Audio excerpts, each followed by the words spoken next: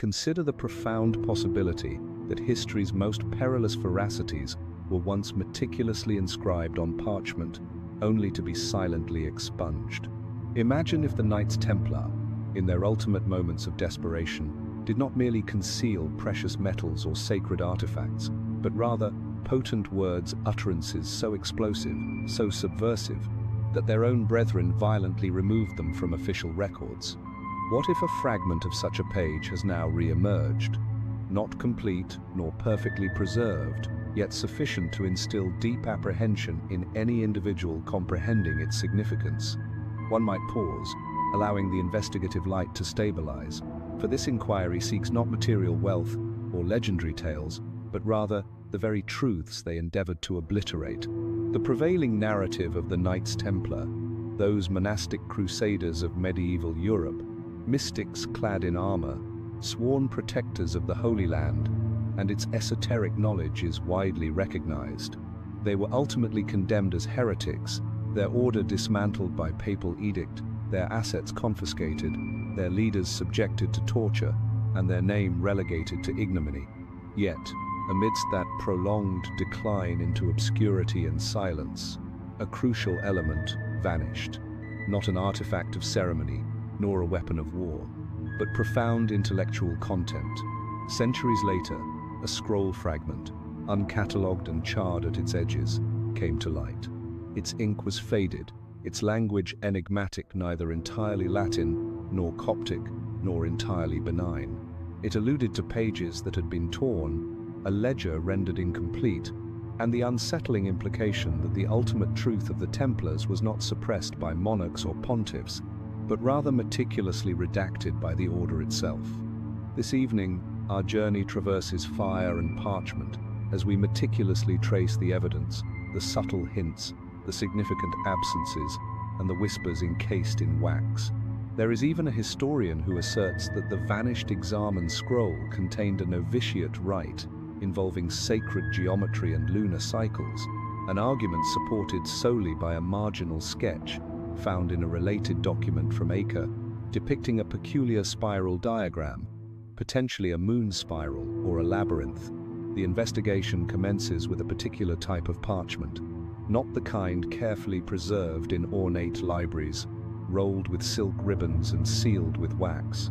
This document bore the indelible marks of ash and water damage, having been subsequently rewarped and concealed for centuries within the concealed compartment of a reliquary. Intriguingly, this reliquary should not have existed within a chapel that is no longer identified on any contemporary geographical survey. The discovery occurred in 1897, when a modest team of restoration specialists in northern France carefully dislodged a decaying oak altar stone.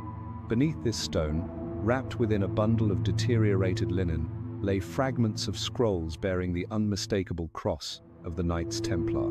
This loss could of course be rationalized by fire, flood, or even rodent damage, the usual culprits. Yet, none of the missing scrolls are explicitly marked as damaged or lost.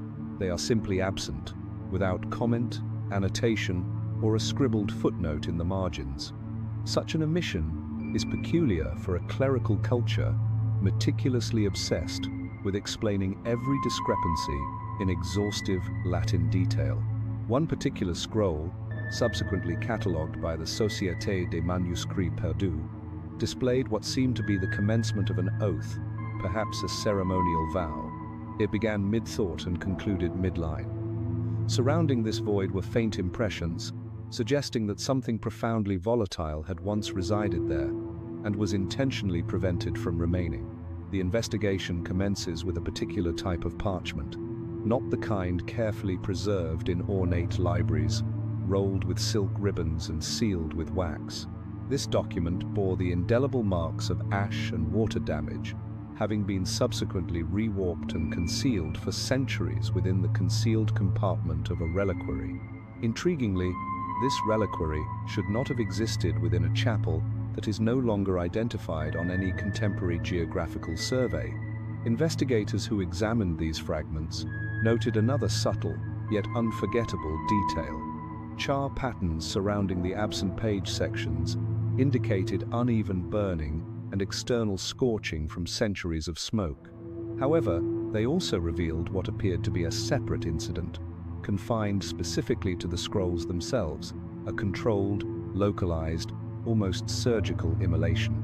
At some point, an attempt had been made to eradicate more than mere words, not an artifact of ceremony, nor a weapon of war, but profound intellectual content.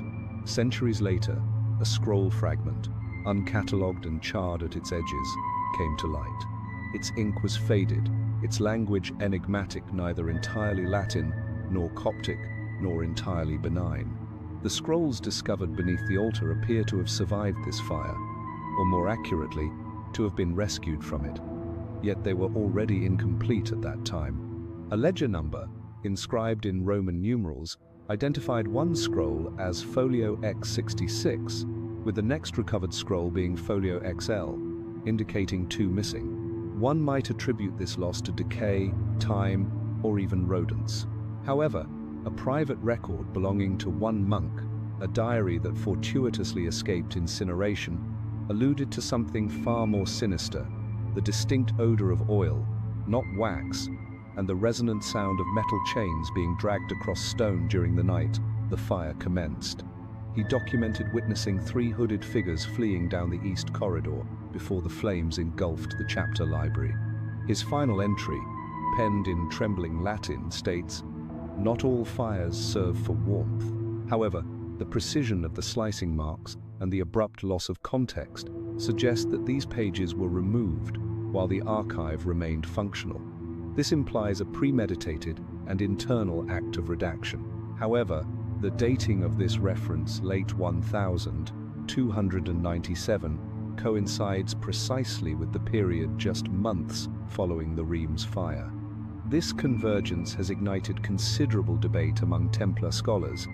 Some argue it represents mere coincidence, contending that these parchment fragments are ritualistic rather than evidentiary. However, the dating of this reference, late 1297, coincides precisely with the period just months following the Reims fire. This convergence has ignited considerable debate among Templar scholars. Some argue it represents mere coincidence, contending that these parchment fragments are ritualistic rather than evidentiary. Furthermore, there is the intriguing aspect of the handwriting. One scroll, fragmentary and soot-fringed, with its text gradually fading into obscurity, bears a notation in an entirely different script, a hurried correction, an annotation, or perhaps even a warning. The words "non legiter hoc periculo est" translate roughly to "let this not be read, it is dangerous." Some interpret this as the scribal equivalent of a medieval reminder, a dramatic flourish, or simply a precaution. Yet, this very phrase reappears in a much later, entirely distinct manuscript from Avignon, discovered within a Dominican monastery. There, it is scrawled at the top of a reference to the Treatise of the East Wind, a lost Templar document believed to contain eschatological visions. If authentic, this would imply that what was removed was not merely controversial, but potentially prophetic. Naturally, no comprehensive discussion of these fragments would be complete without acknowledging a long-whispered theory, rarely committed to print, that one of the missing pages contained a diagram, a map not of geographical locations, but of initiation, a ritual chart that could be followed even in the absence of a master. This concept, while largely rejected by formal historians, maintains a peculiar persistence among those who investigate the mystical orders that emerged in the aftermath of the Templars' collapse. A scroll capable of imparting the highest rites, without the necessity of a mentor, would indeed represent knowledge worth obliterating. Thus, one invariably returns to the precise slicing, the localized burning, the deliberate eradication. One envisions an individual, or perhaps several, within a scriptorium illuminated by candlelight, blades glinting beside ink pots, making decisions not about what to commit to writing, but about what must perpetually remain unread. One ponders whether their hands trembled, whether their quills paused before the initial incision, One questions what truth could compel a scribe to become a censor, a monk to become a redactor. And more profoundly, one wonders if, somewhere, an exact copy was meticulously preserved. One observes those ancient ledgers, meticulously compiled by monks with infinite patience, featuring careful columns, Roman numerals, and rows upon rows of recorded names and objects.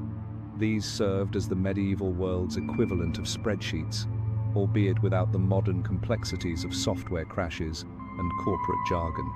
However, unlike contemporary databases, these inventories frequently concealed secrets within their very silences. One questions what truth could compel a scribe to become a censor, a monk to become a redactor. And more profoundly, one wonders if, somewhere, an exact copy was meticulously preserved. The inventory, at first glance, appears complete. It enumerates 74 scrolls, 12 bound volumes, and 7 sealed scroll tubes, each accompanied by corresponding dates and scribe initials.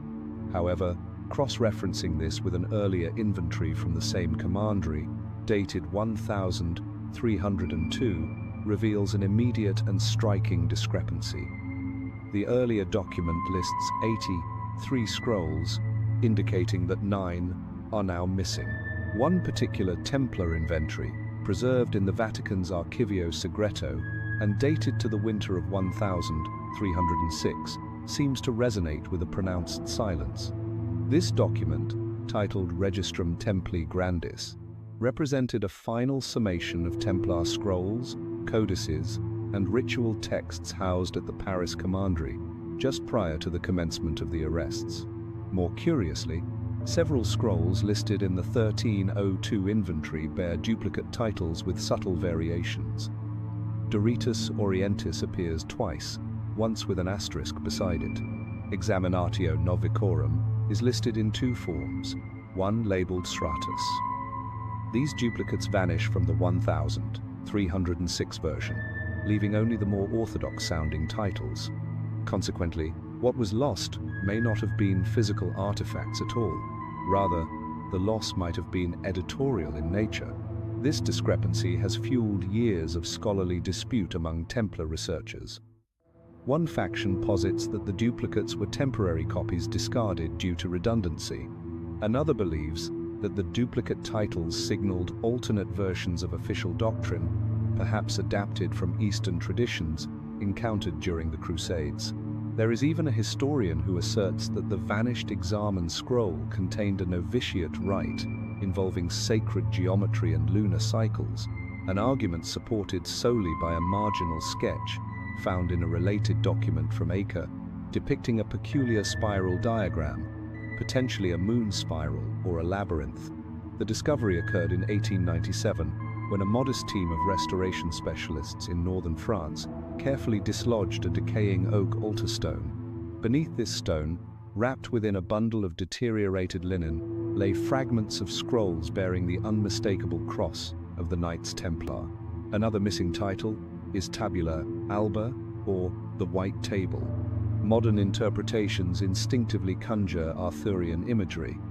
Yet it is pertinent to recall that the Templars did, in fact, sponsor round-table reenactments in Outremer, some of which were performed not as mere spectacle, but as symbolic reflections of divine chivalry. The discovery occurred in 1897, when a modest team of restoration specialists in northern France carefully dislodged a decaying oak altar stone. Beneath this stone, wrapped within a bundle of deteriorated linen, lay fragments of scrolls bearing the unmistakable cross of the Knights Templar. However, the dating of this reference, late 1297, coincides precisely with the period just months following the Reims fire.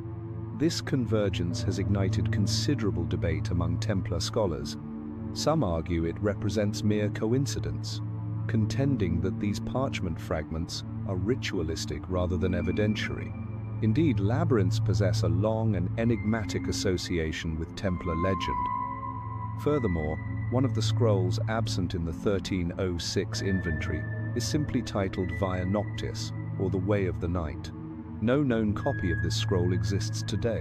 although the title appears in a 17th century Jesuit polemic against heretical texts, which accuses the Templars of maintaining a pagan path disguised within Christian rites, a considerable divergence from discussions of gold chalices and bearded oaths.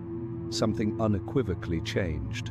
This was not an act of destructive incineration, but rather a deliberate rearrangement of foundational blueprints. This process has been subtly termed the Great Papering by certain scholars, an unofficial designation referring to what they believe was a systematic internal purge of esoteric materials. This purge was perhaps not primarily intended to conceal heresy from the Church, but rather to distance the order from teachings or rituals deemed too susceptible to misinterpretation, or perhaps too sacred to endure the impending trials. One scholar, in an unpublished letter to a colleague, characterized it as the redaction of apocalypse. The temptation, of course, is to envision dramatic bonfires, frantic shreddings, and trembling hands discarding truths into darkness. Yet, the actual narrative may have been more subtle, a slow erasure, a deliberate selection of what future Templars would remember and what they would be forbidden even to conceive, akin to choosing which dreams are safe enough to persist in daylight. And if this premise holds true, then the inventory is not merely a record of loss. It is a blueprint of intention, a map delineating what the Order sought to preserve and what it feared would be weaponized against it. A missing scroll is not simply absent. It represents a decision, a warning, a demarcated boundary. One can almost visualize the final scribe, not a martyr or a prophet, but a weary individual in a darkening scriptorium, holding a quill above the ultimate entry. Knowing that the number he was about to inscribe would resonate through centuries, he meticulously scratches it down. Lexarf. He then sets the pen aside, leaving 9 scrolls lighter, and the world, perhaps, 9 secrets poorer. Within the most ancient recesses of any archive, certain names invariably resonate longer than others. Not the celebrated figures, no grandmasters or inquisitors, but those inscribed haphazardly in margins, those whose handwriting never quite conforms to the official style. For the Templar scrolls, that name is Brother Amaric. He does not appear in trial transcripts. There is no record of a heroic demise, no confession extracted under torture, no execution date. Instead, there remains only a trail of ink, distinctive, densely packed, and undeniably vibrant. Across a dozen surviving manuscripts attributed to the Templar scriptorium at Aragon, Amaric left not only transcriptions, but also a unique set of annotations. Initially, these annotations appear innocuous, a question mark beside a verse from Revelation, a small triangle marking a calendar error. However, they subsequently become more peculiar. A comment adjacent to a list of liturgical chants reads, Vox duplicus lunae, the voice of the double moon. A faint symbol resembling a mirrored Templar cross appears in the bottom corner of one initiation scroll. On another, near the concluding line of an otherwise standard prayer, Amaric inscribed a curious phrase, Non est luce ni ignis interior, there is no light except the fire within. While monks historically exhibited their eccentricities, Latin scribes often doodled dragons, cats, or penned passive-aggressive critiques of their own ink. Amaric's notes possess a more discernible purpose. They are consistent, repetitive, coded, and, when arranged chronologically, another pattern emerges. The annotations appear to increase in frequency, then abruptly cease. Coinciding with this cessation, all trace of Amaric vanishes from historical records. His final known annotation appears in the margins of a scroll now housed in Zaragoza. It is written in a hand slightly less steady than before. The scroll itself contains an account of the 1291 retreat from Acre, yet Amaric entirely disregards the primary text, instead writing just 4 words, Paginis ignotus sed certis. The pages are unknown but certain.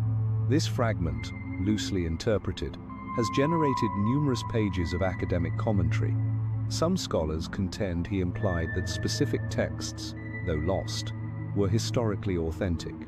Others believe he signaled that certain knowledge, despite its absence, remained indisputable in its truth.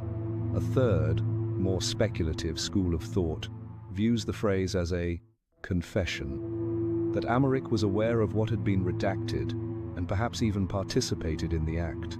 To comprehend this theory, one must examine beyond the annotations and into the structural integrity of the documents themselves. Some of the scrolls copied by Amaric exhibit non-standard line spacing, unusual gaps, and seemingly arbitrary breaks in the prose. Initially attributed to errors in parchment quality or age-related degradation, these gaps have since been digitally mapped by researchers exploring a long-standing hypothesis that Amaric was embedding a cipher. His final known annotation appears in the margins of a scroll now housed in Zaragoza. It is written in a hand slightly less steady than before. The scroll itself contains an account of the 1291 retreat from Acre, yet Amaric entirely disregards the primary text, instead writing just 4 words: Paginis ignotus sed certis. The pages are unknown but certain. Such findings possess a certain dramatic flair, and many scholars understandably remain skeptical, citing confirmation bias and pareidolia. Indeed, if one scrutinizes long enough, almost anything can be perceived as a treasure map. However, the cipher theory gained renewed momentum in 1998, when a previously overlooked fragment, an index sheet belonging to Amaric, was discovered bearing peculiar numbering. The folio sequence inexplicably jumped from 16 to 18, entirely omitting 17, but then listed folio 17 sideways with no content description, only the circled word tenebrae darkness. At this juncture, the narrative becomes even more obscure. A surviving letter from a Dominican scribe in Toulouse, dated 1309, expresses concern that certain Templar texts had fallen into the hands of individuals who would conceal poison in poetry. This phrase, poison in poetry, resonates with the tone of Amaric's cryptic insertions and even references a line from one of his notes, vers altis, hidden in verse. Did Amaric embed entire teachings within rhyme and meter? Were his marginal notes merely red herrings, designed to distract from a deeper concealment? Or was the code itself the message a warning, perhaps, or a trail deliberately left for those equipped to read in multiple layers? One theory proposes that he was documenting oral teachings deemed too perilous to commit explicitly to writing. In this perspective, the strange phrases served as mnemonic clues for an inner circle who had already memorized the actual content. One might envision a medieval Da Vinci Code, yet slower, more poignant, and considerably more fragile an individual attempting to communicate something in a whisper without uttering a sound. Also noteworthy is Amaric's recurring reference to Eastern symbols, which were not commonly recognized in Europe at that period. One scroll includes a doodled eye encased within a triangle, a symbol later associated with enlightenment, yet rare in Christian manuscripts prior to the 15th century. Another depicts what appears to be a serpent consuming its tail, the Ouroboros. While present in Gnostic and alchemical traditions, this symbol was considered perilous within ecclesiastical circles, deemed excessively cyclical and infinite. Yet, there it is, meticulously drawn beside a benediction. All of this would be more readily dismissed were it not for one final document. In 1624, a Jesuit archivist named Father Luis Benavides catalogued a scroll in Salamanca, now believed lost. His notes described a parchment fragment characterized by unusual spacing, non-standard Latin, and interlinear symbols. He remarked that it had previously been attributed to a Templar scribe of dubious repute, Americus. He then underlined a phrase, ignis in verbis latuit, the fire lay hidden in his words. Perhaps that is the ultimate key. Amaric was not writing a confession. He was crafting a literal matchbook, a single spark, meticulously placed, awaiting someone to ignite it centuries later. And perhaps, just perhaps, some of the missing pages were not erased at all. Perhaps they were never inscribed on the page in the first place, but instead reside within the spaces, the silences, the interstitial gaps between words, requiring only someone willing to read between the flames. The fire officially ignited just before dawn on June 10th, 1308. The monastic community at the commandery in La Rochelle had been preparing for Mass when they detected a sharp, acrid smoke. Not the fragrance of incense, but something considerably darker. By the time local guards arrived, the scroll chamber had been utterly consumed. Not merely damaged, but entirely gone. The shelves had collapsed inwards, the timbers charred to their core, and a full 2 decades of scriptorium labor reduced to soot and dust. The official cause, a lightning strike. The local bailiff's record states it plainly, ignis de caelo. Yet, lightning rarely strikes with such repetitive precision. That year, 3 distinct Templar archives in France burned within a span of 10 weeks. Was this a pattern, or a mere coincidence? To the chroniclers of the era, divine punishment was the favored explanation. To contemporary historians, it evokes the unsettling impression of controlled demolition. 3 fires, 3 vaults, 3 locations primarily associated with scroll storage rather than treasure. Each site contained not wealth, but knowledge. Each site yielded the same tragic outcome, a repository of Templar writings reduced to ash just prior to the arrival of the Inquisition. The most revealing of these incidents may be the blaze at Leon, a smaller commandery not renowned for its military importance, but rather for its meticulous record-keeping. The fire erupted 2 nights after inquisitorial summonses were issued for the senior scribes. The Templars there had a mere 48 hours to present their records. 48 hours later, they possessed nothing left to display. A total loss, they claimed divine misfortune, or something more. A peculiar fragment from a trial deposition given in 1310 by a brother Hughes may offer a clue. When questioned about the Leon fire, he responded not with a denial, but with a metaphor. When a tree rots from within, he stated, sometimes it burns itself to preserve the forest. The inquisitors, accustomed to straightforward denials or coerced confessions, appeared perplexed by this response. It does not reappear in any subsequent interrogations, yet it persists in the margins of the official record, like an indelible smudge. There is another strange anomaly. In the surviving account of the La Rochelle fire, one monk recalled seeing men clad in black, leaving the scriptorium the night before the blaze, not the white mantles with red crosses of Templar brethren. Black garb was traditionally associated with Benedictines or Inquisitors. His testimony was later dismissed as confused, attributed to excessive smoke and poor eyesight.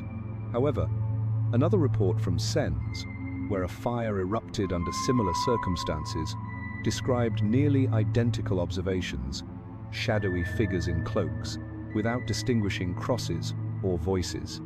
This raises a disturbing possibility. Were these fires initiated by the enemies of the Templars, or by the order itself, in a desperate attempt to destroy what could not be defended? This debate fragments even the most cautious scholarship. One faction argues that these fires were acts of mercy rituals of internal self-purification intended to protect their brethren from being compelled to divulge truths under torture. Better, they contend, to let the parchment burn than to allow the scroll to become an instrument of execution. Others suggest the fires were fabrications, not actual events, but staged deceptions, part of a broader illusion designed to conceal the smuggling away rather than the destruction of certain scrolls. A ledger unearthed in Bruges in the 1700s lends credence to the latter theory. It enumerates shipments from La Rochelle in the week preceding the fire, including crates described not as weaponry or gold, but as sacrament inscriptus sacraments in writing. The phrase itself was unusual, rarely employed outside theological contexts. The shipment destination was coded, but a watermark suggests the crates traveled south, possibly towards Spain, or perhaps to a priory no longer marked on ecclesiastical maps. An additional layer of intrigue emerged in 1822, when a cache of melted lead seals was discovered buried in a garden just outside the ruins of the Sens commandery. Among them were fragments of a scroll tube, scorched yet unbroken. bearing the seal of Bertrand de Blancfort, one of the lesser-known Grand Masters. However, Blancfort had died in 1171. What was his seal doing on a tube buried in the early 1300s? Was it a forgery? Or had someone attempted to present newer writings as ancient, hoping to imbue them with an aura of forgotten legitimacy? Forgery, within this historical context, becomes an even more intricate subject, because certain texts such as the Rule of the Temple, the Rite of the Light, and the elusive Canto Nocturni have always had their authenticity questioned. While present in Gnostic and alchemical traditions, this symbol was considered perilous within ecclesiastical circles, deemed excessively cyclical and infinite. Yet, there it is, meticulously drawn beside a benediction. Not because they believed these to be true, but because they feared what would transpire if others did not believe. In this interpretation, the fires were not instruments of erasure, they were diversions, a magical sleight of hand burning one room to divert attention from a hidden cellar below. This concept finds some indirect support in the curious recurrence of the phrase "libri absconditi," the hidden books in trial transcripts from multiple brothers. Each time, it was referenced vaguely, without naming specific titles. One man claimed that prior to the arrests, his commander had whispered, "They may take the vault, but not the hidden books." None of the accused, of course, could produce them, yet they all spoke as if these books had once been present, as if the order had always anticipated this moment, as if the fire had always been an integral part of their plan. While present in Gnostic and alchemical traditions, this symbol was considered perilous within ecclesiastical circles, deemed excessively cyclical and infinite. Yet, there it is, meticulously drawn beside a benediction. In a Parisian museum case, beneath thick glass and cool light, such a ghost exists. A blackened parchment fragment, curled by heat, too brittle to unroll. One line remains visible, partial Latin, just enough to read, "Quod ignimus, we chose the fire." A peculiar silence descends upon the Vatican archives, not the reverent hush of pilgrims or the resonant quiet of cathedral domes, but a muffled, cushioned stillness, one that feels deliberate, controlled. This is most palpable in the restricted index room, where not all manuscripts are outright forbidden, but some are decidedly inconvenient. Tucked behind red velvet cords, and within polished drawers, resides a document known only to a select few scholars as the Index Templarius Secreto, the Templar blacklist. Its existence was first noted in a 15th century Vatican inventory, quietly acknowledged but never publicly advertised. It contained the names of specific scrolls and codices associated with the Knights Templar, texts deemed too dangerous, too heretical, or too politically volatile to circulate, even internally. These were not merely books lost to the ravages of time. They were systematically expunged from ecclesiastical record, not by fire or natural degradation, but by explicit decree. The Index Templarius Secreto enumerates 27 titles. Most are vague, even poetic. Liberus denomento, ordo interioris flammi. Others are chillingly precise. One is marked as containing the doctrine of inner divinity as it relates to the crucified king. Another refers to a scroll describing the ritual of consuming light beneath the moon's wane. And one, ominously bracketed in red ink, simply reads Tabula Fraternus, an instrument of reversal. There is no record of these scrolls ever having been submitted to any papal court. No trial transcript references them, no bishop's seal confirms their rejection. Yet here they are, quietly condemned, without the benefit of defense. It is as if the judicial process was bypassed, moving directly to pronouncement of sentence. The very presence of red ink narrates a story. Someone desired these names to be remembered, even as the physical pages themselves vanished. Even more remarkable is the uncanny correspondence between titles listed in the Index Templarius Secreto and fragments unearthed in entirely unrelated collections. A marginal note from a Cistercian copyist in the early 1300s complains of a Templar scroll bearing twisted psalms and lunar diagrams, a near-perfect match to Denimento, which references the moon's lost name sung backward in prayer. Another title, Ordo Interioris Flammi, appears in a Florentine book auction catalogue from the 1700s, described as a ritual of internal combustion for purification of the novice soul.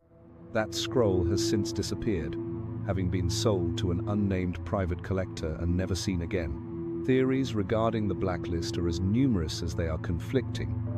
Some suggest it was compiled by Pope Clement V himself, forming part of his uneasy compromise with Philip IV of France. The Pope, caught between allegiance to the Church and the relentless pressure of a vindictive French crown, may have sanctioned a purge of unfit texts to safeguard the Church from the political repercussions of the trials. Others point to Cardinal Bertrand de Got, Clement's advisor and later successor, as the true architect, a man known for his secretive disposition and fervent obsession with doctrinal purity. The Index Templarius Secreto enumerates 27 titles. Most are vague, even poetic. Liberus Denominto, Ordo Interioris Flammi. Others are chillingly precise. One is marked as containing the doctrine of inner divinity as it relates to the crucified king. Another refers to a scroll describing the ritual of consuming light beneath the moon's wane. And one, ominously bracketed in red ink, simply reads Tabula Fraternis, an instrument of reversal. If accurate, this would signify an astonishing level of self-awareness within the order, and an implicit admission that their scrolls might outpace their capacity for control. A 14th century Dominican friar, writing anonymously from Provence, supports this possibility. He describes encountering a Templar commander who steadfastly refused to read from a particular scroll, even under threat of excommunication, asserting that it speaks only to those prepared to abandon all anchors of reason. The friar concluded that madness had taken hold, yet his phrasing conveys awe more than fear.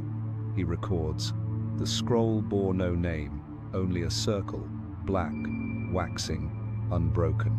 Circles, naturally, appear frequently in the marginal symbols of other Templar texts, often juxtaposed with moons, flames, or mirrored eyes. Their precise meaning remains elusive, but the recurring motif suggests a shared internal language, a code of warning or reverence. The fact that the Index Templarius Secreto preserves these symbols, even as it condemns the texts they mark, may imply that the compiler of the list understood the language or once belonged to the inner circle. It would not be the first instance of the Church repurposing internal documents for its own mechanisms of control. The Inquisition itself extensively utilized heretical confessionals, co-opting the format while simultaneously condemning the content. To possess forbidden knowledge is dangerous, but to discern what to forbid requires an even deeper familiarity. The fundamental question persists. What precisely did these missing pages contain? Theories range from astrological rites to proto-Gnostic theology, from encoded bloodlines to liturgical inversions that reframe the Passion of Christ as a metaphor for personal transcendence. One fragment, allegedly copied from Liber Nocturnus, speaks of the fire within the vessel becoming the vessel itself. Mystical nonsense, perhaps, or a metaphor for something more radical. The replacement of church mediation with inner divine experience, which, in medieval terms, constitutes theological arson. And this may represent the true threat. Not demons, not clandestine deities, not esoteric geometry, but the disruptive idea that a Templar scroll could instruct a knight to bypass the church entirely, that salvation could be internalized, that Scripture's divinity stemmed not from its authorship, but from its readership. Such an idea, if widely disseminated, would have fundamentally undermined the very bedrock of clerical authority. It would have been unacceptable, dangerous, and in some respects, worse than heresy.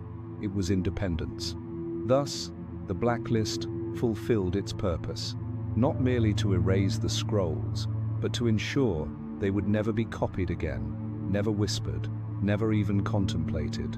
It was not necessary to incinerate every copy. It sufficed to convince enough individuals that the scrolls had been obliterated and that even the mere thought of them was perilous. Yet, Thoughts possess a tendency to leak. Whispers recur. Titles reappear in private collections, in antique catalogues, in the footnotes of long-forgotten letters. The pages themselves remain absent, but the names persist. And occasionally, when the names endure long enough, the pages ultimately follow. It appeared in a drawer, where it had no rightful place, tucked behind a bundle of diplomatic records from the reign of Pope John XXIII. Nestled amidst mundane exchanges concerning cathedral repairs and episcopal appointments, it bore no grand seal, no protective binding. It was merely a single folded page, brittle and stained with age, and at its conclusion, a signature penned in careful, fading script. Bertrandis humilis servus Dei Bertrand, humble servant of God, better known to history as Pope Clement V. This letter should not exist, not in this archive, not in this format, and certainly not with its content. Dated 1307, just 2 weeks after the mass arrests of the Templars in France, the letter is addressed to my brother in Christ, Peter of Longris, a lesser-known bishop with close ties to Philip IV. The main body of the letter initially appears pastoral, with vague references to brotherly mercy and prayers for strength during trying times. However, a jarring shift then occurs. Clement writes, "As agreed, the pages deemed unsound are to be struck from the record. They shall not accompany the prisoners to Poitiers. They serve neither doctrine nor defense." Struck from the record, not examined, not judged, simply erased. One can readily grasp the implications. Thus, the blacklist fulfilled its purpose, not merely to erase the scrolls, but to ensure they would never be copied again, never whispered, never even contemplated. It was not necessary to incinerate every copy. It sufficed to convince enough individuals that the scrolls had been obliterated, and that even the mere thought of them was perilous. Yet, thoughts possess a tendency to leak. Whispers recur.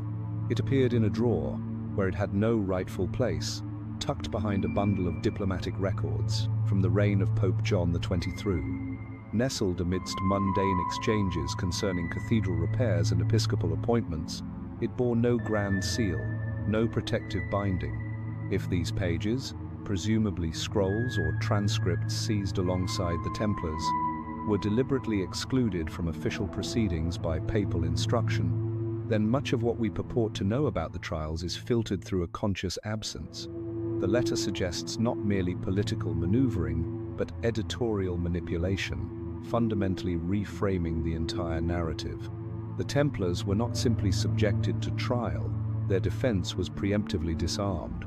One passage from the letter mentions the matter of the Eastern wisdom, a phrase that appears nowhere else in contemporaneous church documents. This alone suffices to provoke theories, some plausible, others uncomfortably speculative.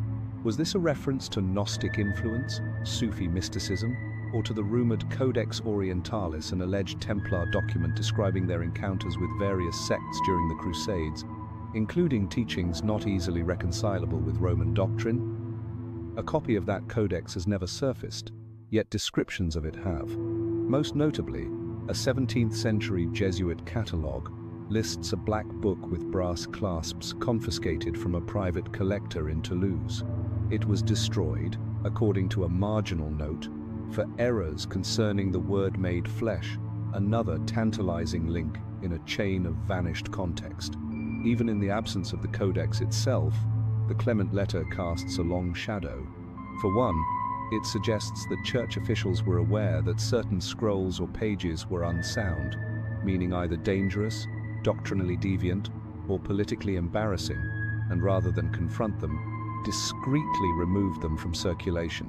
No trial, no record, simply gone.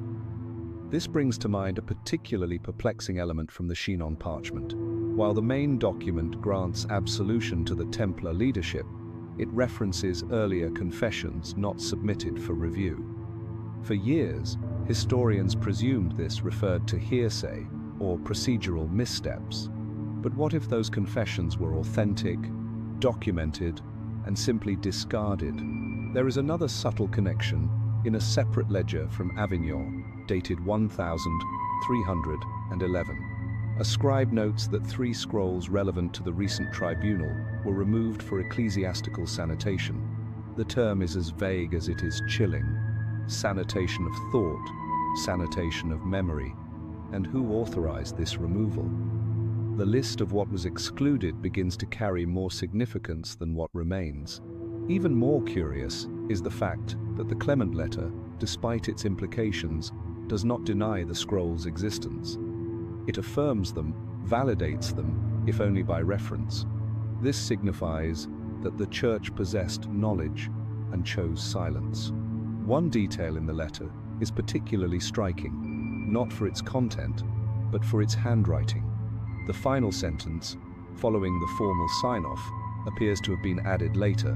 It is in a different ink, penned with a more frantic hand.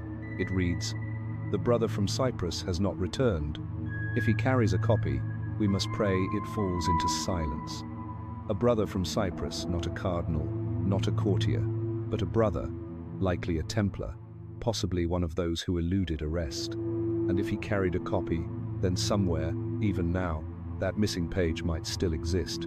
This concept resonates with an ancient theory among archivists, that the more dangerous a document, the more probable its survival, not due to its content, but due to the fear it inspires. Individuals do not destroy what terrifies them. They enter it far away, deep underground, encoded in language, in cipher. Thus, the letter that should not exist transforms into a kind of map, a subtle signpost leading toward the lacunae in the historical record, the spaces where history paused and the words were deliberately withdrawn. One can almost hear them now, whispering just beyond the periphery of the page.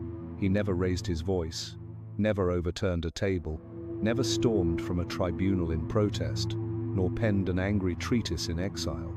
Guillaume Imbert, Inquisitor of Poitiers, left behind only silence, a highly curated, carefully punctuated silence, until one slim folio surfaced in the archives of Lyon. It bore no title, no cover, just 33 pages of handwritten notes, undated, unsigned, and clearly never intended for eyes beyond the church.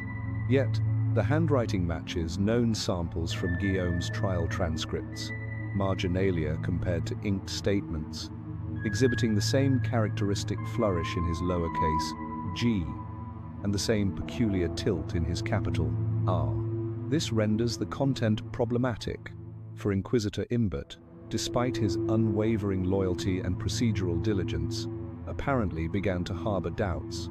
The folio is a curious amalgamation of summary and introspection. Some pages read like meeting minutes, while others diverge into personal meditation. He characterizes the Templars as fractured and confused, yet not utterly lost. In one entry, he notes that the scrolls brought forth today differ from the earlier accounts, language less fevered. One even bears resemblance to the minor prophets. That final line attracted considerable attention when the folio was discreetly circulated among a handful of clerics in the early 1900s. The implication that Templar writings held theological parallels to canonical scripture was dangerous, damning, or perhaps even divine. In another passage, Imbert records a moment during interrogation when a Templar prisoner, whose name has been redacted, began to recite from memory a passage not known in our Gospel. The Inquisitor writes, "He spoke calmly, as though he were delivering a psalm. I asked him to stop. He smiled, then quoted another line. The scribe's quill hovered, but did not commit it to writing." This image lingers a moment when something significant was articulated and intentionally omitted from the official record. There is also a notation that simply reads, "A scroll bearing a sun within the cross, written in Aramaic and something else, burned before I arrived." It does not specify who ordered the burning, but the phrase "before I arrived" carries considerable weight, as if Guillaume suspected that some scrolls were destroyed not in judgment, but in fear, or, more disturbingly, as a strategic maneuver. Guillaume's folio also includes a page that has been largely obliterated by scratching, yet beneath the abraded surface, spectral ink remains, forming a single, almost legible line. "Let none know I have written this. Not even him. Him, the capitalized initial, implies either God or the Pope. In either case, Guillaume was evidently apprehensive, and perhaps with good reason, because among the scrolls reviewed during the early Poitiers interrogations, Guillaume references one he calls Veritas Ultima, the final truth. This text is not mentioned in any other trial documentation. It does not appear in the Paris or Chinon inventories. Yet, in his notes, Guillaume describes it as a recitation, lyrical in tone, without known author, detailing the last rite of the initiates and the veil drawn between flesh and flame. No known copy of this text exists, yet fragments of similar phrasing appear in later mystical treatises from Spain and southern France, including one attributed to a group of exiled monks who claimed descent from the true guardians of the Western Fire, a poetic phrase, or perhaps a ciphered lineage. It was Veritas Ultima, according to Guillaume, that caused him to hesitate. He writes, "There are lines within it that echo the Psalter, lines that ring truer than the accusations." He does not deny the other charges, he does not absolve the order, but he acknowledges something rare for an inquisitor, the possibility that some of the scrolls were not heresy, but something older or deeper. The context becomes more intricate when one recalls the earlier fires La Rochelle, Laon, Sens. Guillaume had access to what survived those losses. His notes confirm he examined scorched scrolls, damaged by smoke but partially legible. In those scrolls, he references diagrams reminiscent of Enochian structures, circular patterns with concentric symbols. Enochian imagery was common in angelology, but considered fringe by the church, and certainly not something a Templar knight was expected to doodle in his prayer book. What becomes evident as one follows Guillaume's quiet rebellion is that he was not attempting to save the Templars as an organization. He was striving to comprehend them, not the structure, but the thought, the theology, the incandescent core behind the ritual. And here, the callbacks begin to coalesce. The scroll Amharic annotated with non-legata hoc periculos est, the pages excised from the Paris inventory without stated reason, the Clement letter imploring silence concerning the Eastern wisdom. All these threads converge toward a small corpus of writings that were not strident or violent, but whispered truths too close to the uncomforting reality. Guillaume concludes his notes with a final page, entirely blank save for a single Latin phrase centrally inscribed, Saepe veritas melius latet. Truth often hides better. There is something both weary and defiant in this statement, as though he understood that history would efface his doubts like ink in the rain. And he was correct. His folio was never cited in subsequent ecclesiastical reviews. It lay dormant in the Lyon archives until a graduate student, misfiling a 19th century church register, opened the incorrect drawer. What is paramount is that someone preserved it. Someone chose not to discard it. And in that act, quiet and almost forgettable, Guillaume's rebellion endured, not as a public protest, not as martyrdom, but as memory, a final breath held just long enough to reach us. The designation surfaces infrequently, and always as whispers, Secretum Templi, the secret of the temple. It appears only 4 times in the surviving medieval record, and each instance is marked by deliberate vagueness, never quoted, never described, always hinted at as something perilous, something strictly off-limits, even among those already deeply immersed in sacred mysteries. The most direct reference emanates from a 1312 letter composed by Archbishop Guillaume de Nogaret to a papal envoy in Toulouse. The letter is concise, administrative, and entirely focused on the dissolution of Templar holdings until the postscript. Scrawled at the bottom, and clearly added in haste, are 9 words. The codex remains unaccounted for. It bears no seal, no title, no location, merely that the codex.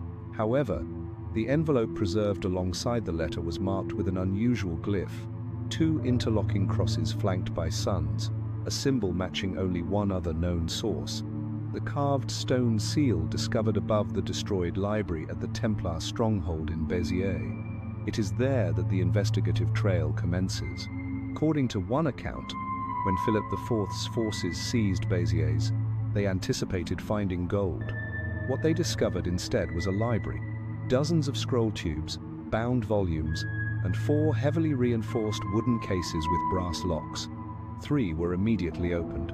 The 4th, marked only with the word Ordo, vanished.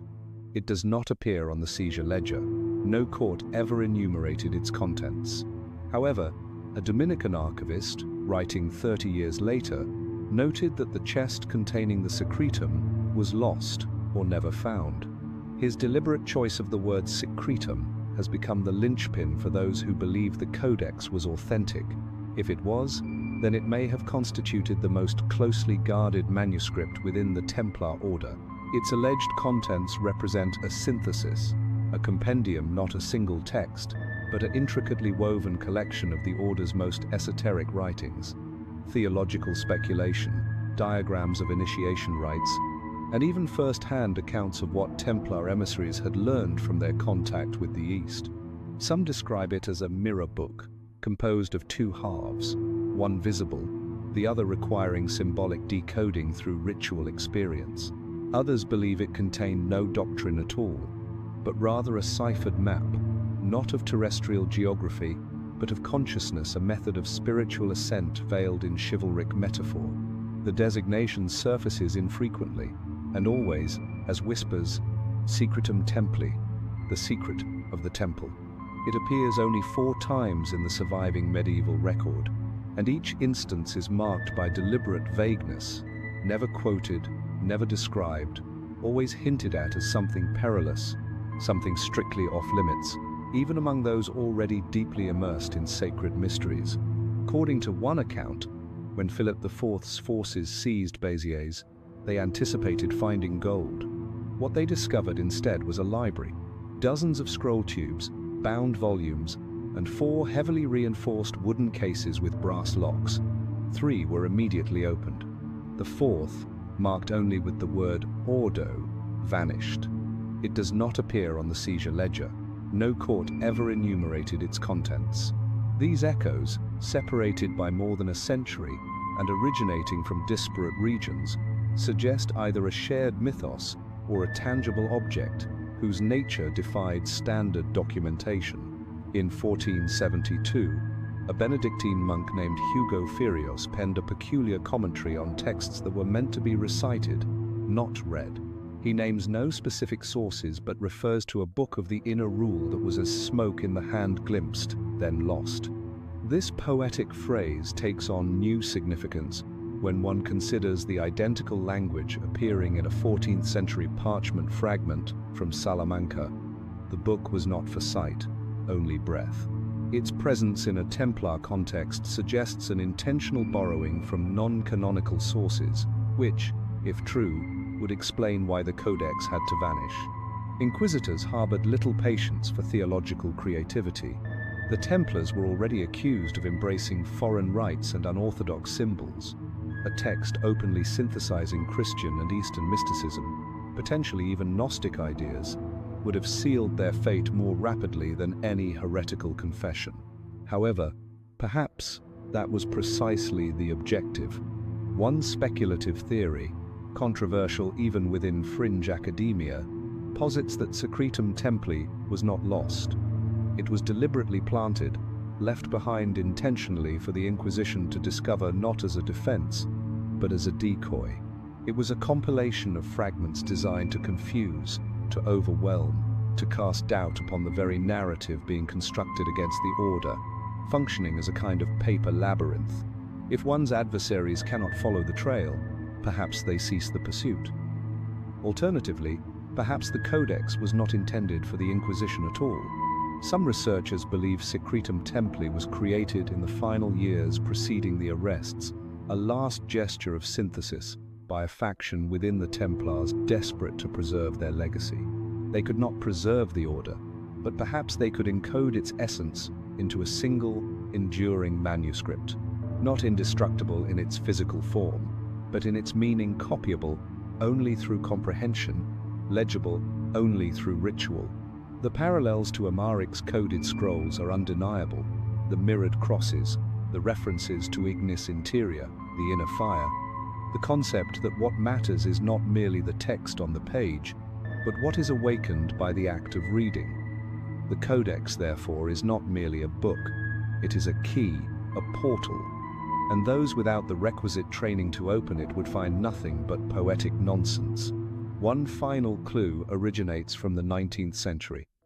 A German bookseller named Gustav Reinke recorded in his journal the acquisition of a peculiar volume from a French estate sale, bound in dark leather, unmarked, and filled with indecipherable Latin verse and geometric illustrations. He noted that the final page contained a single phrase, "The temple sleeps within." Reinke died shortly thereafter, and the book was never catalogued. Coincidence is a likely explanation. It lay dormant in the Lyon archives until a graduate student, misfiling a 19th century church register, opened the incorrect drawer. What is paramount is that someone preserved it, someone chose not to discard it. And in that act, quiet and almost forgettable, Guillaume's rebellion endured, not as a public protest, not as martyrdom, but as memory, a final breath held just long enough to reach us. And sometimes, the scroll is not truly lost. It is simply not yet prepared to be read. They were intended to be eradicated, extinguished like a torch plunged into water, on the night of October 13th, 1307, when Philip IV's comprehensive sweep across France commenced. It was designed to be total, simultaneous, and surgically precise. Thousands of knights, commanderies, scribes, horses, and relics were to be seized in one coordinated strike. Yet, it did not entirely succeed. Some Templars vanished, not merely fled, but utterly disappeared. And according to certain overlooked testimonies and correspondences, they did not escape empty-handed. They carried scrolls. The first faint whisper appears in an unexpected location, a 1,310 inventory from the Abbey of Montaigon, a quiet, secluded Benedictine monastery not known for dramatic events and not involved in the Templar trials. Yet, one entry, buried beneath a list of bequests, raises questions. One sealed case arrived in haste, not opened, delivered by brethren, cloaked in white, without banner. That is all. No contents are listed, no follow-up. The case is never mentioned again. Then there is the confession of Brother Gerard of Rodez. Under duress, and clearly terrified, he informed inquisitors that on the night prior to the arrests, 2 carts bearing wax-sealed tubes and copper-rimmed scrolls were escorted by silent riders westward, towards the sea. They said nothing, he recalled, only that the weight must reach the water before dawn. The inquisitors pressed him for names. He provided none. They wore no marks, only rings.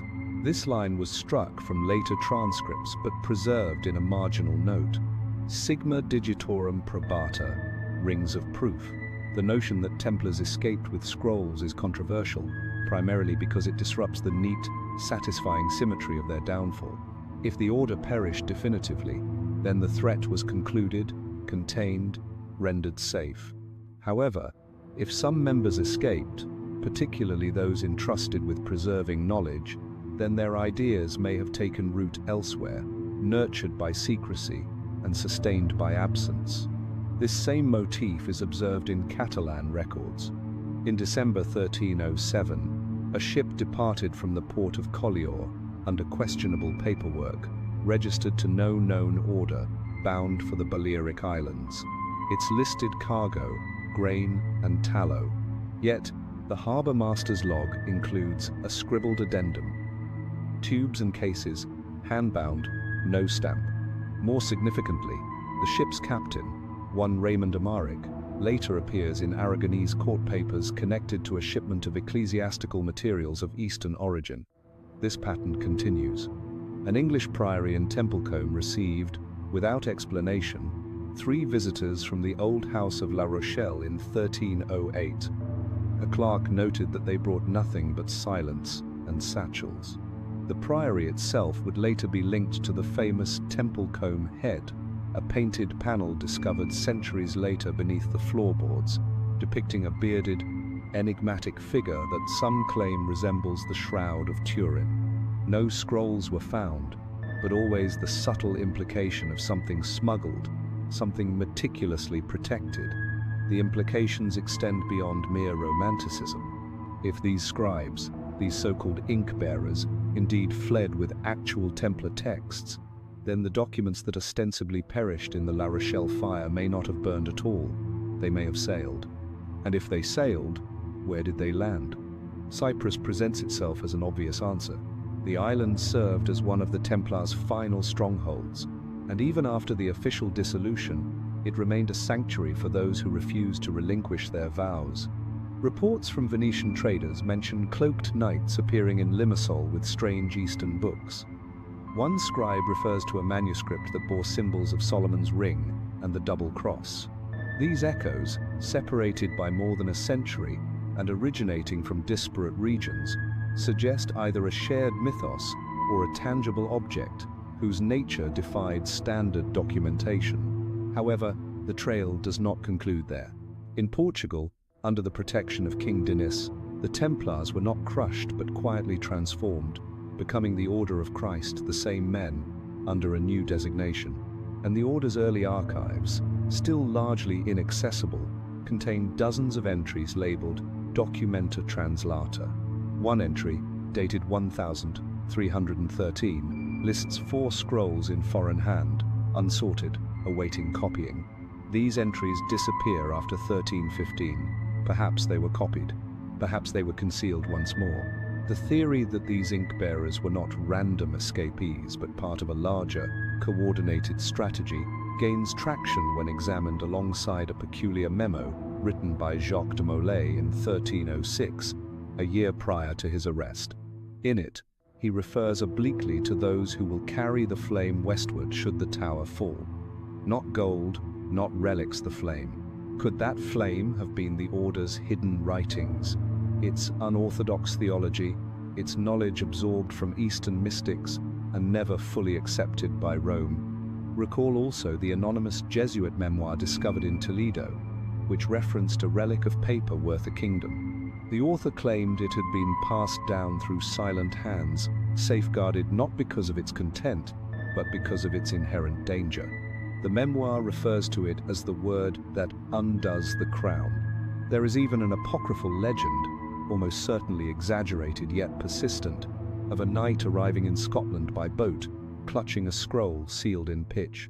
He presented it to a local abbot, who read it and then immediately bricked it into the chapel wall. Centuries later, during renovations, a hidden niche was discovered. It was empty. Empty niches are a recurring motif in Templar investigations. Scroll tubes devoid of scrolls, chests with broken locks, spaces where something once resided, or perhaps still does. The narrative of the ink-bearers complicates the established story. It suggests intention, coordination, that when the flames arose, not everyone succumbed to panic. Some possessed a plan, and if the scrolls survived, either wholly or in part, then the Order's silence was not a failure, it was an act of discipline. What became of the scrolls they carried? Did they persist in private hands? Were they transcribed into cipher and assimilated into other traditions? Did they, even indirectly, inspire the emergence of orders like the Rosicrucians or the Freemasons, who seemed to materialize from obscurity bearing strikingly familiar rites? Or did they simply vanish again, awaiting another moment of crisis, another set of hands willing to transport them westward? One certainty remains. When the Templar network collapsed, it did not fall like a monolithic tower. It scattered like sparks. Some of those sparks extinguished, yet others found purchase somewhere. October 13th, 1307, marks a date deeply etched into the annals of history, remembered for the arrests, the trials, the commencement of the end. Yet, perhaps something else occurred that day, or rather, failed to occur. In the port city of La Rochelle, France, the docks were unusually quiet, suspiciously so. For a harbor that routinely accommodated dozens of ships, many belonging to the Templars, records indicate a sudden and inexplicable absence. No cargo was loaded, no routine shipments were logged, and no departures were recorded. Nevertheless, multiple accounts speak of a fleet observed departing just before dawn. Naturally, the absence of evidence does not constitute evidence of absence. Yet, the pervasive silence surrounding the Templar fleet has long captivated researchers. A handful of contemporary documents, typically dismissed by official historians, suggest that as many as 18 ships vanished without trace. No cargo manifests, no names, simply gone. The only physical clue is a port log, torn and water-stained, recovered from the archives of an ancient priory in Saint-Jean d'Angely. It lists vessels assigned to the Templar commandery at La Rochelle. Some entries include arrival dates, others do not. Several are marked with peculiar annotations, Nox Aegrae departed by night. Others are simply labeled non-visus post diem tertium not seen after the third day. The official church position maintains that the Templars possessed no functional fleet at that time, having supposedly lost their coastal power. However, local records suggest otherwise. Merchant accounts from 1306 still document payments made to Templar captains for shipping wine, wool, and even exotic goods from Cyprus and the Levant.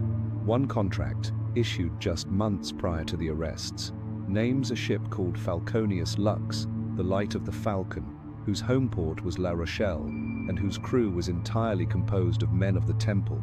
That ship is never mentioned again. Speculation has filled this void. Some assert that the Templars received advance warning of the arrests and utilized their ships to flee. Others contend that the fleet was merely a ghost story, invented later by romanticists eager for mystery. Yet, certain threads resist unraveling. An Aragonese sailor's account, recorded in 1310 and discovered in the Zaragoza archives, describes sighting white sails bearing red crosses near the mouth of the Ebro River. This sighting occurred weeks after the arrests. He reported it to a local commander, believing them to be lost crusaders. His report was disregarded, but in his own words, they sailed west, not east, toward the horizon, toward a place beyond maps. That same year, a Venetian record indicates a sudden surge in demand for ink, vellum, and scroll tubes among merchants dealing with Portuguese clients under Templar protection. The scrolls themselves were never observed, but someone, somewhere, required these materials, and quickly, Portugal, once again, becomes a focal point. Under King Dinis, the Templars were not eradicated but rebranded. Their fleet, if it indeed existed, may have found sanctuary there. The founding of the Order of Christ, successor to the Templars in Portugal, occurred just a few years later, and its initial members were former Templars, many of whom possessed naval experience. Coincidence or continuity? If the missing fleet did transport scrolls, then their disappearance was not a retreat. It was an act of preservation. The very act of vanishing may have been their ultimate ritual. This theory gains further weight when considered alongside an obscure entry in the Vatican's Liber Curia, the Book of the Curia, where an unnamed informant speaks of a treasure, not of gold, but of word and breath, borne by ship to the mouth of the setting Sunday. The poetic phrasing garnered little attention at the time, but word and breath strongly suggests scrolls. It is pertinent here to recall the testimony of Brother Gerard from Rodez, the terrified individual who claimed to witness carts being loaded with wax-sealed scrolls and sent westward to the water. His account was dismissed as hysteria, the ravings of a man succumbing to pressure. But what if he was not alone? What if he was the last to see the scrolls before they boarded the ships? The concept of knowledge sailing into oblivion feels like myth. Yet, the Templars were nothing if not theatrical. Their rituals were veiled, their doctrine encrypted, their movements designed for survival through secrecy. A fleet disappearing under cover of darkness would be entirely consistent with their character, less a panic, more a pilgrimage. And some assert that the ships never reached Portugal. One legend, considered fanciful but persistent, places the fleet further west, far beyond Iberia, Iceland, the Canaries, even the shores of Scotland. In one version, a single ship landed near Mull and delivered a sealed chest to a monastic outpost whose ruins still stand, wind-lashed and largely forgotten. In another, the fleet divided, half heading west, half south, each bearing portions of a fragmented archive, ensuring that no single location could ever again hold the complete truth. Then there is the Templar chart found in the 1700s, an ancient map discovered beneath the floorboards of a Portuguese chapel. It depicted no continents, only stars, lines crossing an ocean, devoid of names, marked only by symbols, the same symbols found on scroll seals described in earlier chapters, mirrored crosses, the Ouroboros, the circle within a circle. The implication, the fleet was not following a trade route, it was following an alignment, a celestial path. As always, this invites wild interpretations.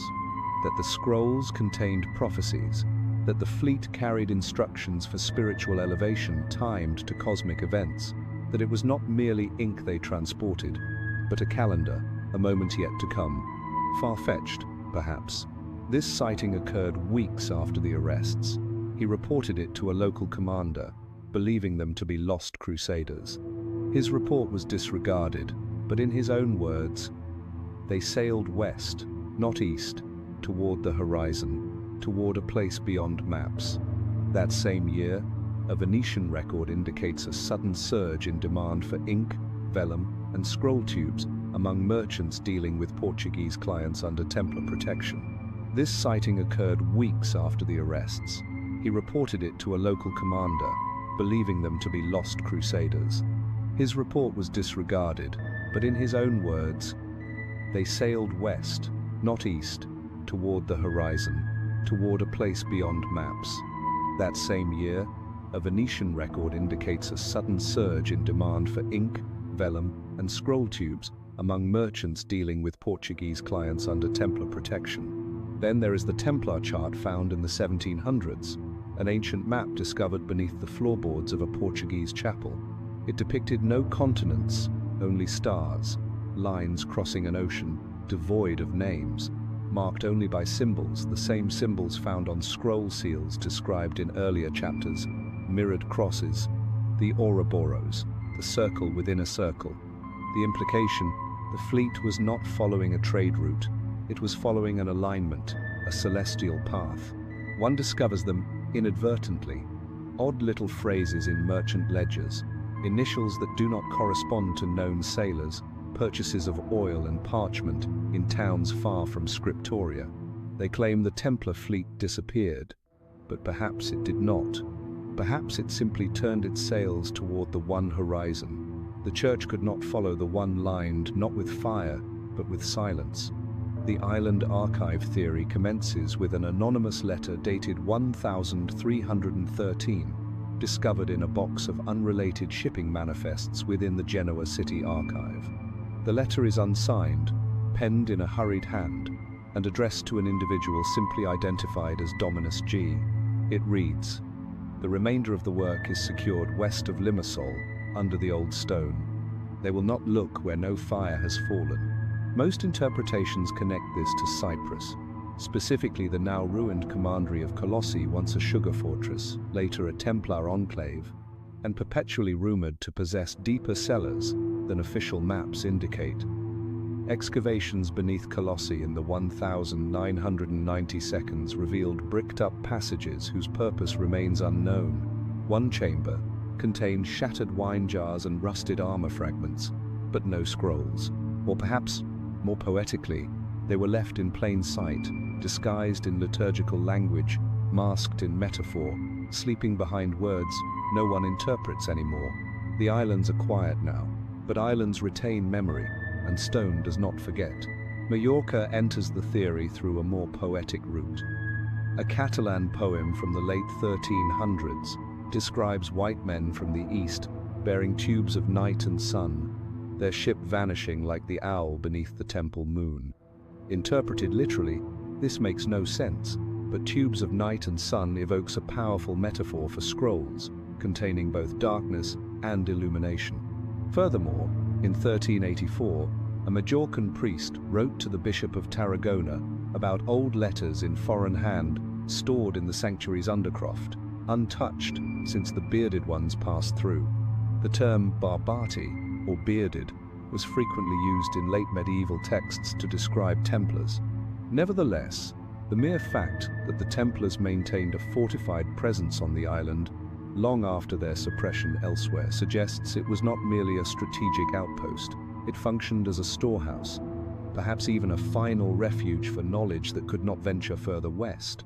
Coincidence or signature? Skeptics argue that if the Templars had truly hidden their archive, it would have been discovered by now. However, scrolls do not behave like treasure. They decay. They seek dry, secluded spaces. They blend into other texts. And the true protection is not always location. It is obscurity. If one does not know precisely what to seek, one will inadvertently overlook it. And some suggest that this has already occurred. In 1908, a French scholar named Émile Moreau claimed to have discovered a partial Templar scroll on the island of Gozo, near Malta. The scroll was incomplete, just a sliver of parchment wrapped around a bone cylinder, yet it bore a phrase not found in any known Latin liturgy. Ad lucem intravitim, and the light entered without voice. The parchment subsequently vanished from public record after Moreau's death. The official church position maintains that the Templars possessed no functional fleet at that time, having supposedly lost their coastal power. However, local records suggest otherwise. Merchant accounts from 1306 still document payments made to Templar captains for shipping wine, wool, and even exotic goods from Cyprus and the Levant. A consistent pattern begins to form. Wherever the church's influence was potent, the scrolls vanished. But on islands where ecclesiastical authority was diluted by geography, by political considerations, or by quiet complicity, rumors of preserved Templar texts persist. Even more curious is the account of a Portuguese sailor named Álvaro de Alvares, who in 1341 wrote that he encountered a brotherhood of the Old Cross residing among the hills of Madeira. Madeira would not be officially discovered for another 60 years, at least according to accepted history. Yet, Alvaro describes a small stone chapel, empty save for a table of flame and a book no one dared open. His story was dismissed by contemporaries as the drunken fantasy of a superstitious mariner. However, his phrasing, Brotherhood of the Old Cross, is an exact match for how Templars were described in Eastern chronicles from the 12th century. In 1908, a French scholar named Émile Moreau claimed to have discovered a partial Templar scroll on the island of Gozo, near Malta. The scroll was incomplete, just a sliver of parchment wrapped around a bone cylinder, yet it bore a phrase not found in any known Latin liturgy. Ad lucem intravitim, and the light entered without voice. The parchment subsequently vanished from public record after Moreau's death.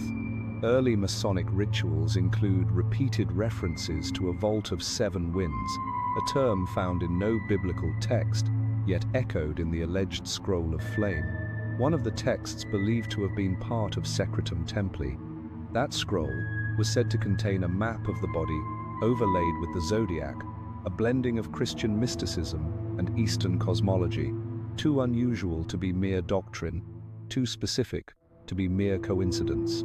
Thus, the theory persists that the scrolls, or at least copies thereof, still exist not within glass cases or museums, but in stone chambers beneath forgotten sanctuaries, misfiled in secluded monasteries, or discreetly guarded by brotherhoods who no longer recall the exact nature of what they protect.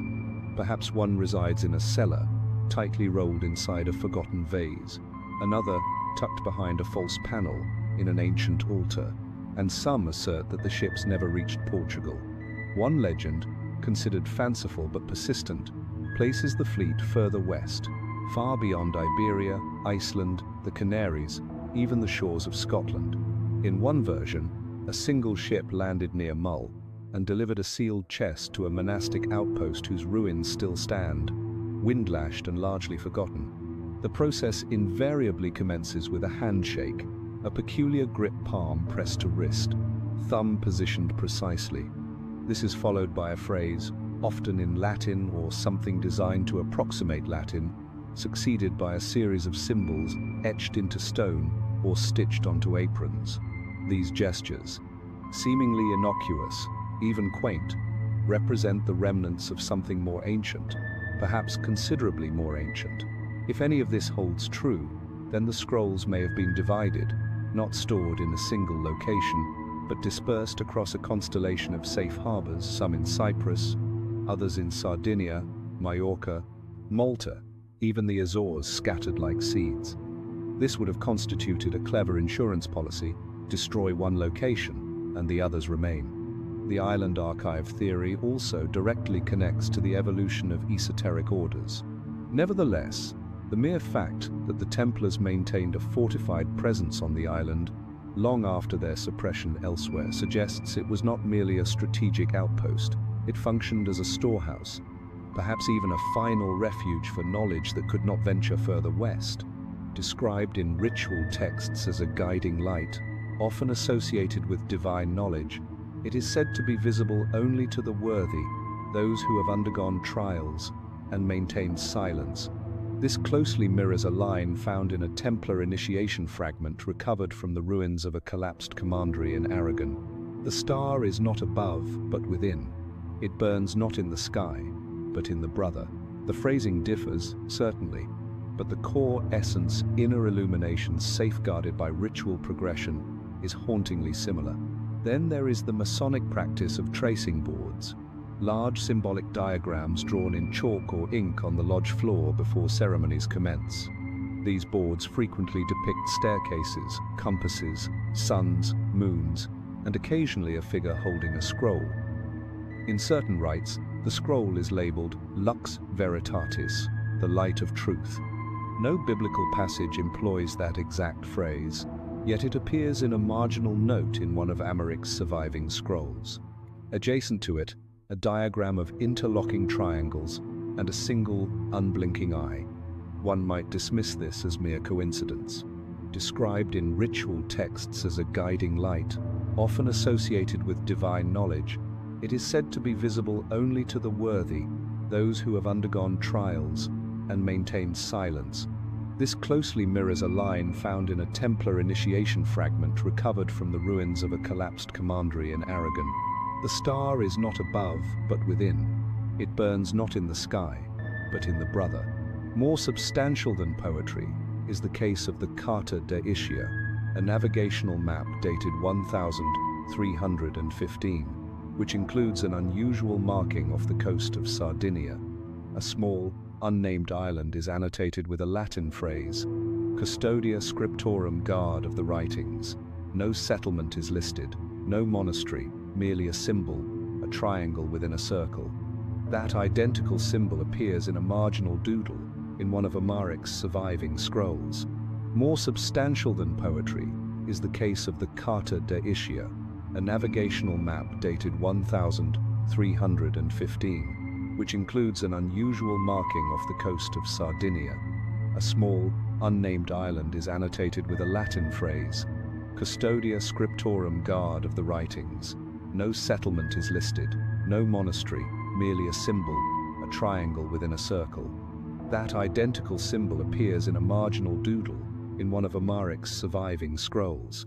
Or one might consider another fragment, a page torn from a 14th century Parisian alchemical journal, unsigned, yet referencing a ritual preserved by the Silent Ones. It details an initiation process involving 3 degrees of knowledge, a veiled oath, and a symbolic death, all key features of early speculative masonry. Yet, this fragment predates formal Masonic lodges by at least 2 centuries. The Silent Ones, the text states, spoke by symbol and remembered only what could not be written. Naturally, critics of this theory argue that Freemasonry, as it emerged in the 17th century, was a product of Enlightenment ideals, not medieval mysticism. They point to guild roots, to Renaissance humanism, to Hermetic influence. And yet, the stubborn recurrence of Templar motifs within Masonic structures cannot be easily dismissed. the double-headed eagle, the red cross, the 13-step staircase, the emphasis on brotherhood, secrecy, and the pursuit of ancient light. Even the use of the term Grand Architect, a title found in a Templar fragment, referencing the divine creator, not as a king or judge, but as a builder, Architectus Mundi, the architect of the world. Some Masonic lodges in France and Portugal claim unbroken descent from surviving Templars. These claims are largely ceremonial, representing more mythology than verifiable history. But again, they persist. One Portuguese rite, practiced only in a single lodge in Tomar, commences with the phrase, "Let the stone remember the fire." However, perhaps the most compelling thread connecting Freemasonry to the missing Templar texts lies in the so-called Master's Word. In Masonic legend, this is a secret name of God, or of knowledge, or of something else, that is lost during the construction of Solomon's Temple and must be recovered by the initiate through moral purification and symbolic death. This description could eerily apply just as readily to the later rituals of Masonry as to the esoteric Templar orders. One partial description of that scroll, preserved in a letter to Cardinal Bertrand, refers to a man walking within a spiral beneath the gaze of the seven fires. That same imagery is preserved in a Masonic ritual from the Rite of Memphis Mizraim, which includes the line, "He enters the spiral crowned by stars, feet in fire, eyes in stone." Coincidence after coincidence becomes increasingly difficult to dismiss. Then there is the curious appearance of specific geometric figures, the Vesica Piscis, the hexagram, and the spiral, all of which appear in early Masonic tracing boards, and, more obscurely, in diagrams from the Scroll of the Veil, a now lost Templar manuscript, rumored to contain cosmological visions and metaphysical correspondences between the body and the heavens. And what if those scrolls, long presumed lost, were not destroyed or buried in island archives, but encoded into living ceremonies, concealed not in stone, but in gesture, preserved not in vaults, but in the minds of men who never knew the origin of the ideas, only that they were sacred? In that light, the Masons do not possess the Templar secret. They are the secret. The investigation commences with a solitary phrase, 5 words barely discernible on a crumbling sheet of parchment, unearthed beneath a church floor in Poitou. Evangelium per eos reclusum. The Gospel was concealed by them. The document from which it originates, fragmented and charred at its edges, is written in Latin, yet interspersed with Greek and Syriac phrases. It lays no claim to authorship, no attribution to any evangelist, merely a flicker of text rapidly fading into dust. Yet, that single line has haunted historians for centuries.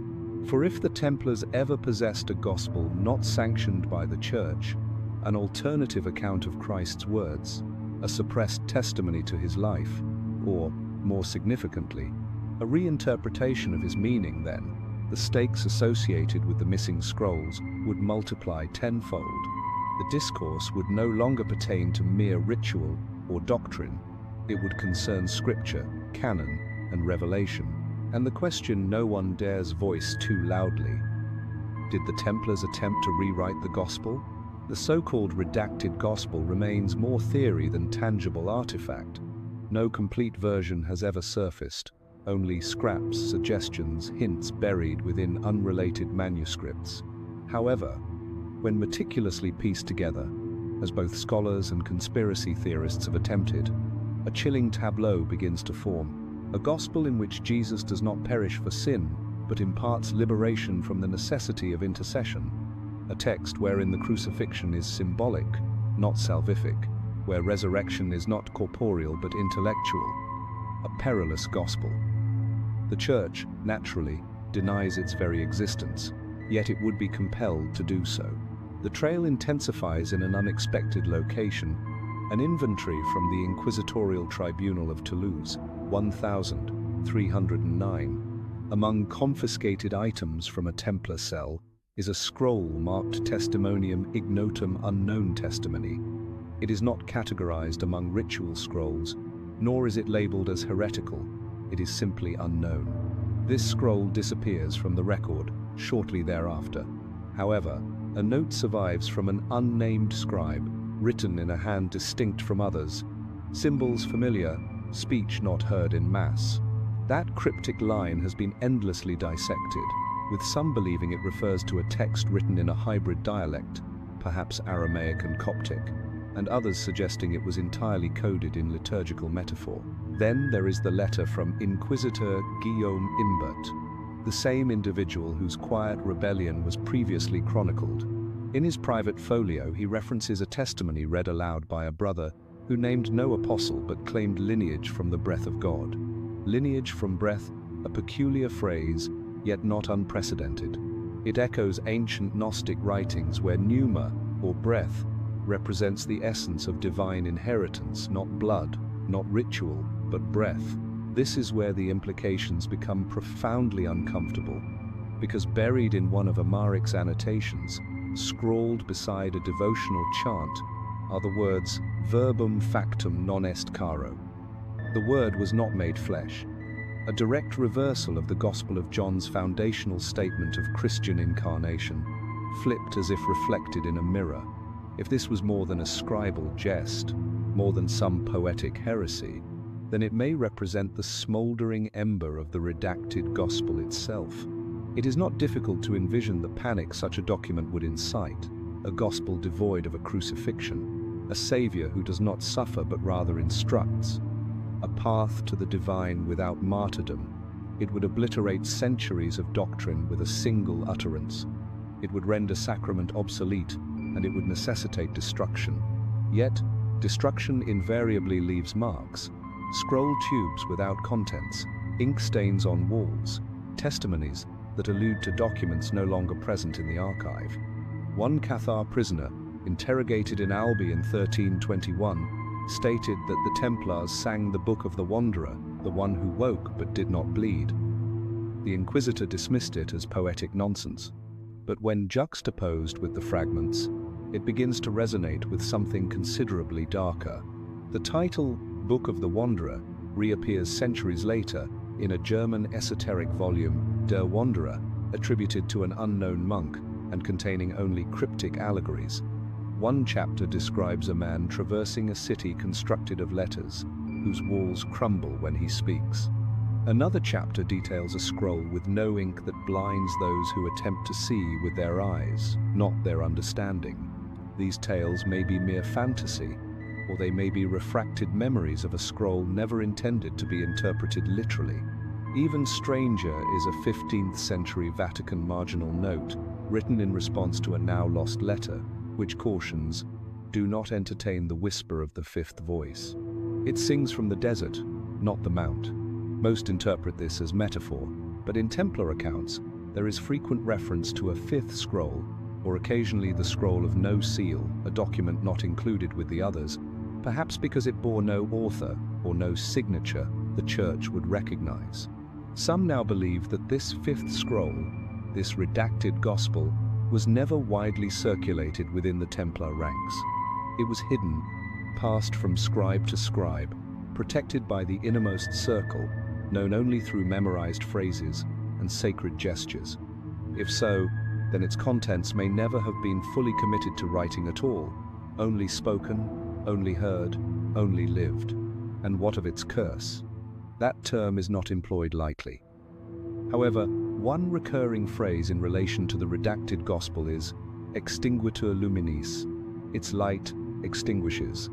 It is found in two unrelated sources, a Dominican condemnation of heretical texts in 1315, and in a scribbled line on the inside cover of a damaged Templar prayer book discovered in southern France. The phrase appears to warn, not to promise, as if reading the gospel or understanding it carried a profound cost. The cost may have been faith, or sanity, or simply certainty, for to accept such a scroll would necessitate rejecting all else: the blood, the altar, the institution built upon substitution and sacrifice. It would imply that the divine is not something granted, but something remembered, and that is not merely theology, that is revolution. So perhaps the gospel was never truly redacted. Perhaps it was whispered once and buried within the very breath of those who dared to hear it. The tower stands, a stark silhouette of stone against the sky, austere and brooding, perched above the placid waters of the Vienne. Most visitors perceive Chinon Castle as a relic of royal drama, the historical stage where King Henry II quarreled with his sons, where Eleanor of Aquitaine once processed in silent dignity. Few direct their gaze toward the lesser tower, that structure with its narrow, slit windows and devoid of grand commemorative plaques. Fewer still comprehend what was discovered within, the Chinon parchment. That document forms the primary focus for most historians. Unearthed in the Vatican's secret archives in 2001, it sent shockwaves through the academic world, revealing that Pope Clement V had secretly and unofficially absolved the Templar leadership in 1308, a political maneuver, likely a hesitant step toward mercy that ultimately never extended to the gallows. Yet, while scholarly attention converged on analyzing the Latin text, something else was quietly catalogued, then largely forgotten. A series of symbols carved into the very stone of the Chinon Tower itself, located near the base of the chamber where Jacques de Molay was held. These are not decorative carvings, nor mere graffiti. They are deliberate, precise, and they follow a distinct pattern, a spiral that curves inwards upon itself, much like a snail's shell, commencing with a seven-pointed star, and culminating in a shape scholars refer to as the Broken Sunday. Initially, these carvings were dismissed. Medieval prisoners frequently left marks initials, devotional symbols, tally marks.